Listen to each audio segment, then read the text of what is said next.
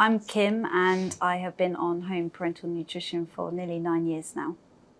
And my name's Peter and I'm Kim's partner. Yes, so in 2015 I started getting really bad pains when I was eating and drinking to the point that I just couldn't tolerate it anymore.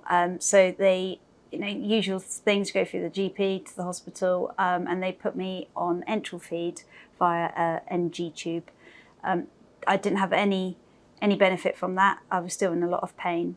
So then I was admitted in October 2015, where they then gave me an NGA tube. That too failed. So I had multiple tests, lots of different ones, and from the test, they could see that I had something, intestinal failure, and they kind of put it down to gastroparesis. So from then I was put on TPN, and I've been on it ever since, 7 days a week. Having been someone who'd never heard of HPN, was vaguely aware of artificial nutrition, but certainly not aware of any parental nutrition that was an option. So it was a very steep learning curve, and yeah, it was traumatic for us both, I think, because it all happened very, very quickly.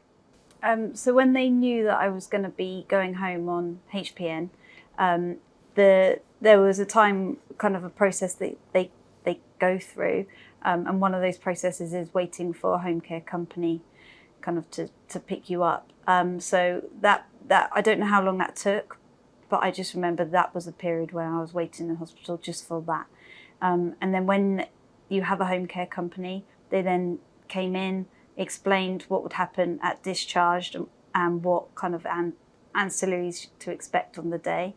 And then you are discharged from there. But it was waiting to know which home care company you were with and what would happen when you got home. For me, it arrived on the day that I got discharged, but I think it arrived in the morning and I was discharged in the afternoon by the time paperwork was done. But so it was there when I was home while it all arrived. So it is literally a truck backing up with fridge, boxes. It's an awful lot of stuff that arrives. I didn't know what to expect, and it's difficult to know how to help the best way to help Kim and adjust. But yeah, it is quite a shock when everything arrives. Although you're told about what's coming, when it arrives, you suddenly realise that there's a whole new area of your life that's medication, artificial nutrition, fridges, boxes, all kinds of things that arrive. All I was given was, I remember, just a leaflet at the time about one of the charities, and I think I might have got a bit of information about the home care company. But that was it, until the nurse came in from the home care company to explain what would happen at discharge. I was then given kind of a booklet of what the kind of sign-off procedure would be for me to get signed off to do it myself. I was really lucky. I had a nurse on the ward that would come in every day and let me practice hand washing, or now you're going to kind of unpack your ancillaries.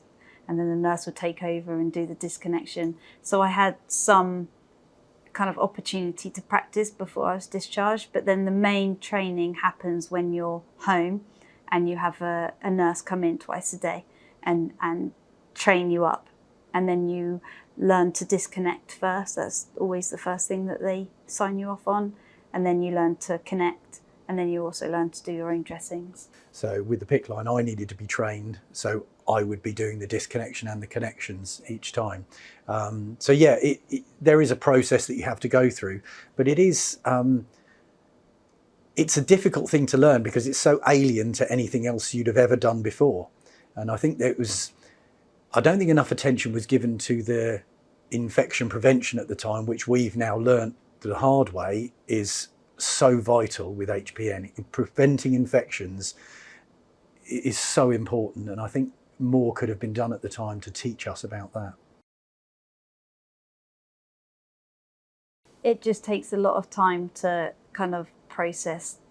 You've got to process your diagnosis, you've got to process the change in life, how different your life is going to be at home, how you're going to manage, just being able to do kind of an aseptic technique twice a day, that alone is quite difficult to kind of come to terms with, let alone everything else. So I think people have to kind of give themselves time and know that it's okay, that you're not going to be accepting of it straight away. It does take time to kind of come to terms with it, to kind of find your own way,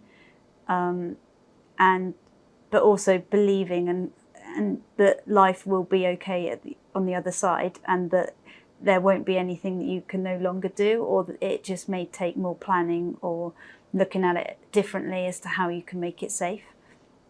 But yeah, I guess it will be okay, but it may take time for you to kind of readjust, I guess. Everyone compares their life to their peers anyway, or kind of celebrities or social media. And when you've got a chronic illness that is, I guess, life-changing, you have to come to terms with the lot, and that your life isn't going to look like the picture you thought it was, and the path isn't going to be the same as you thought it was either. So yeah, I think that takes some time. But just because, I guess you've always said, your path has changed direction, it doesn't mean that it's not a good one. It's just different to that path. I think it can be very beneficial to seek advice from those who've done that journey previously. The internet is a great resource, but it can be a really unhelpful source as well. You need to seek the people who will help you and who are not just looking at the negatives of any particular, be it HPN or any other chronic condition.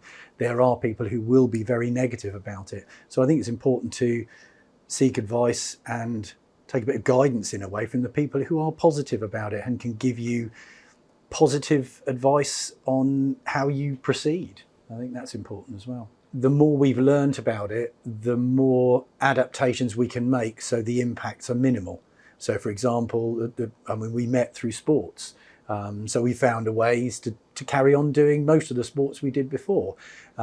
Travel, we've always loved to travel. So we now travel, but it's a bit of a military operation when we're planning where we're going and what we're going to do. But it's doable. It just takes a little bit more planning, a little bit more time. But yeah, there's a long list of things that you're told that you shouldn't do, but there's an equally long list of things that you can do if you just adapt, do them in a different way. And Kim's a perfect example of that. I think she's ticked off everything that you probably shouldn't do, but we found ways to do it safely. So it meant that we have a full and fulfilling life.